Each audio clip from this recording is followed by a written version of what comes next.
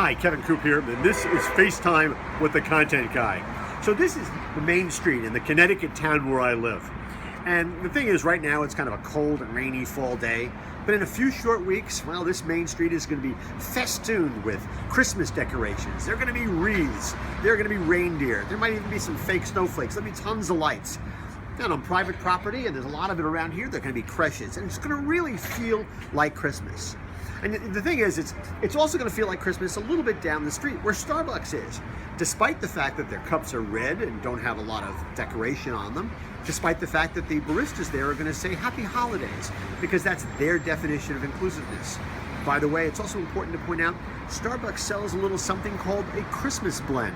Not a Happy Holidays blend, not a Hanukkah blend, but a Christmas blend. So they haven't totally eliminated the word Christmas from their vocabulary. The signs are going to be both tangible and intangible.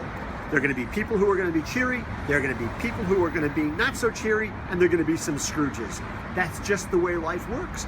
People make their own decisions about how they want to hear things, what they want to see, and how they want to be. You know, I've been thinking a lot about this Starbucks story this week, and I've been thinking about my dad. You know, my dad's 89, 90 years old. We're not quite sure because the date on his birth certificate and the birth date on his baptismal certificate, they're different.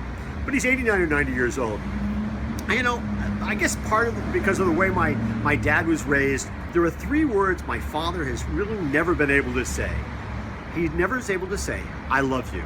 Now, I'm sure he said it a lot to my mother, who he just adored. But I can't remember the last time hearing my father say those words.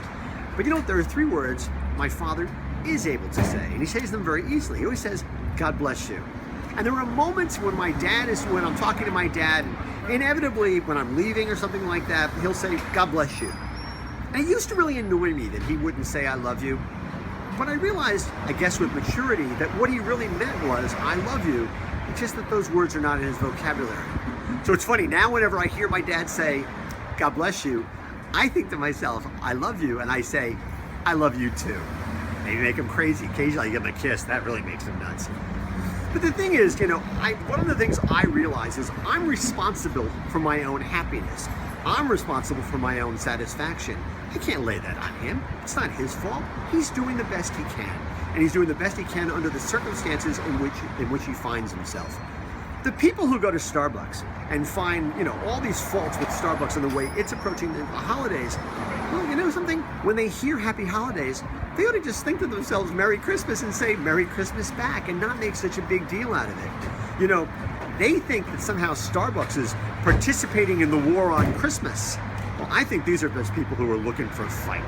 And that does not strike me as being in sync with the theme of the holidays. Anyway, that's what's on my mind this Thursday morning. And as always, I want to hear what's on your mind.